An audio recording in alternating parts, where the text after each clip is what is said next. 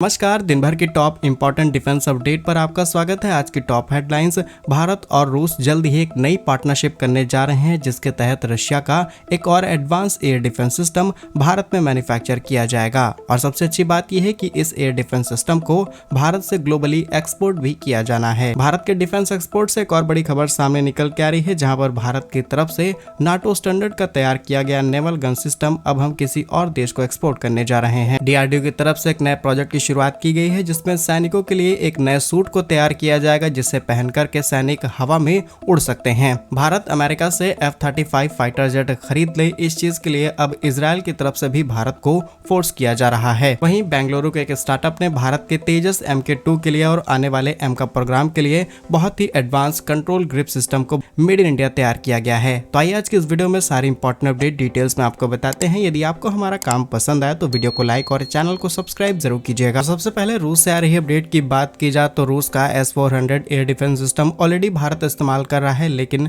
जब बात आती है प्रोडक्शन की तो S-400 सीधे रशिया से भारत इंपोर्ट कर रहा है। लेकिन अब भारतीय सेना को और ज्यादा मजबूत करने के लिए रूस का ही एक advance air defence system Pantsir short to medium range air defence system है, अब इसे भारत खरीदने की तैयारी में है। और इसी के साथ रशिया ने क्लियर कर दिया है कि भारत के साथ पार्टनरशिप की जाएगी। इसमें स्पेशली भारत डायनेमिक्स लिमिटेड के साथ पार्टनरशिप करते हुए इसके लोकल प्रोडक्शन भारत में किए जाएंगे। और ऑफिशियली दोनों कंट्रीज के बीच बातचीत शुरू की जा चुकी है, जिससे बाद इस एयर डिफेंस सिस्टम को न सिर्फ भारत के अंदर इस्तेमाल किया जाएगा, बल्कि इसे बना करके हम ग्लोबली एक्सपोर्ट भी कर पाएंगे।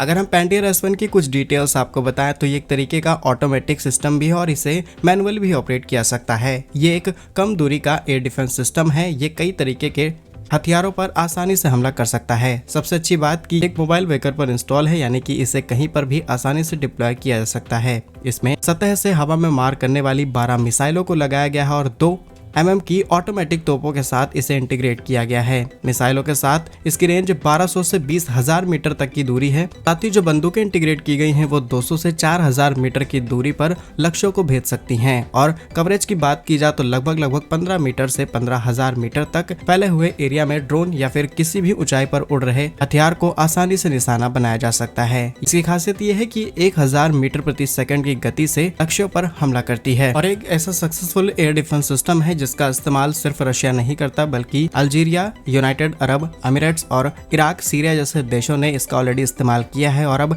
भारत के साथ MOU कुछ समय पहले ही इस चीज को लेकर के साइन किया गया था, लेकिन रीसेंट डेवलपमेंट से साफ पता चला है कि इसका प्रोडक्शन अब भारत में शुरू किया जाएगा। क्या सोचते हैं आप इस पर, हमें कमेंट्स में जरूर बताइए। नेक्स्ट इंपॉर्टेंट अपडेट L&T से सामने निकल के आ रही है, जहां पर भारत की ये दिग्गज manufacturing and construction company Indonesia को advance Indian made naval gun system export करने जा रही है। जहां पर भारत की तरफ से ये मेड इन इंडिया तैयार की गई naval gun system NATO standard के हिसाब से तैयार की गई है।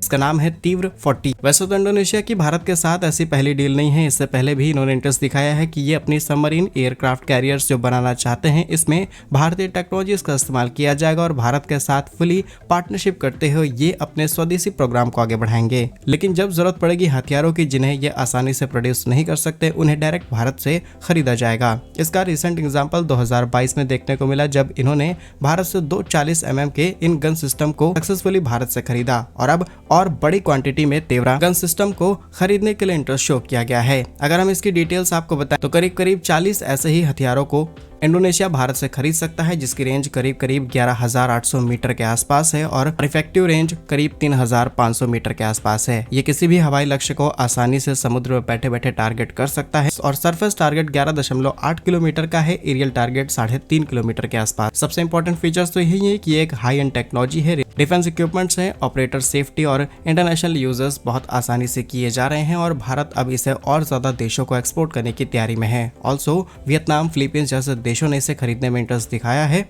और जल्द ही इससे जुड़ी हुई खबरें आपको सुनने को मिल सकती हैं। नेक्स्ट इंपॉर्टेंट अपडेट DRDO से सामने निकल के आ रही है, जहां पर DRDO अब हमारी सेना के लिए कुछ नए इक्विपमेंट्स तैयार करना चाहती है। जहां पर DRDO की तरफ से एक EOI, जिसे हम एक्सप्रेशन ऑफ इंटरेस्ट कहते हैं, इसे जारी किया गया। और इसमें DRDO के अंदर आने वाली ही एक बॉडी जिसका नाम है defence bio engineering and electro medical laboratory, इनके अंडर इस EOI को जारी किया गया है, जिसके तहत अब एक नया कवच तैयार किया जाएगा सैनिकों के लिए। जैसे सुपरमैन एक पूरे कॉस्ट्यूम को अपने पूरी बॉडी पर कवर करता है, सेम उसी तरीके से ये कवर तैयार किया जाएगा जिसे सैनिक स्पेशल ऑपरेशंस में पहन सकते हैं, जिसमें पूरी तरीके से बुलेट प्रूफिंग मिलेगी, बहुत सारी एडवांस फीचर्स, सेंसर्स, सारे हथियार इसमें इंटीग्रेट होंगे, वजन एकदम कम। इसी के साथ इसमें कुछ फ्लाइंग के ऑप्शंस भी दिए जाएंगे, यानी कि पीछे से विंग्स खुलेंगे और सैनिक आसानी से एक जगह से दूसरी जगह उड़ करके जा सकता है। वैसे तो कहने को ये फ्यूचरिस्टिक टेक्नोलॉजी लग रही है, लेकिन एक समय पर ड्रोन्स भी इसी तरीके की फ्यूचरिस्टिक टेक्नोलॉजी लग रही थी और आज सक्सेसफुली न सिर्फ ड्रोन बना करके तैयार किए गए हैं, बल्कि military, civil, construction, medical, home delivery, हर जगह पर इनका बढ़ चढ़ के इस्तेमाल किया जा रहा है।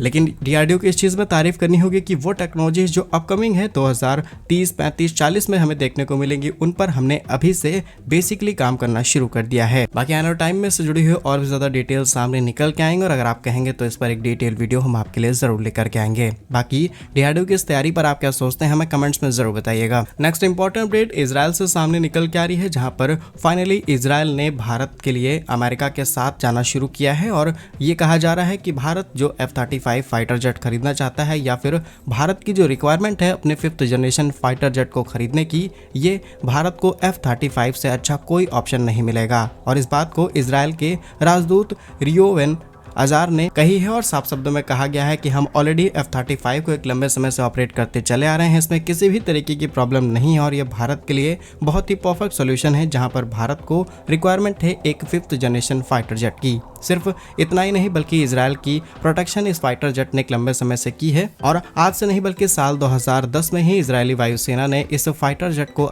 अपनी एयरफोर्स में शामिल किया था। बट प्रॉब्लम यहाँ नहीं है, प्रॉब्लम ये है कि Su-57 की तुलना में ये फाइटर जेट भारत को लगभग डबल कीमत पर पड़ रहा है। कि जैसा कि आप जानते होंगे कि इजराइल और अमेरिका बहुत ही क्लोज अलाइज हैं, तो डेफिनेटली एक दूसरे का सपोर्ट करेंगे, लेकिन भारत पर डिपेंड करता है कि हम किस फाइटर जेट की तरफ जाएंगे या फिर 50-50% रेशियो के साथ आगे बढ़ेंगे। ये government of India he decide करेगी, तब सारी चीजें क्लियर हो जाएंगी। नेक्स्ट इंपॉर्टेंट अपडेट भारत के एक स्टार्टअप से सामने निकल के आ रही है, जहां पर इस स्टार्टअप ने गेम चेंजिंग काम करके दिखा दिया है। असल में बेंगलुरु बेस्ड स्टार्टअप जिनका नाम है सदर्न इलेक्ट्रॉनिक्स, उनकी तरफ से एक side mounted pilot control grip को डेवलप किया गया है। अब ये कोई नॉर्मल ग्रिप नहीं बल्कि फाइटर जेट लगाए जाने वाला पूरा कंट्रोल पैनल है, जहां से फाइटर जेट में बैठा हुआ पायलट बैठ करके सारी चीजों को मॉनिटर करता है, ऑपरेट करता है, इवन मिसाइल्स तक को कंट्रोल किया जाता है। फिलहाल के लिए ये डिजाइन पूरी तरीके से मेड इन इंडिया तैयार किया गया और सबसे अच्छी बात फिलहाल के लिए इसे तेजस MK2 में लगाया जा सकता है। इवन भारत का जो advance medium combat aircraft programme है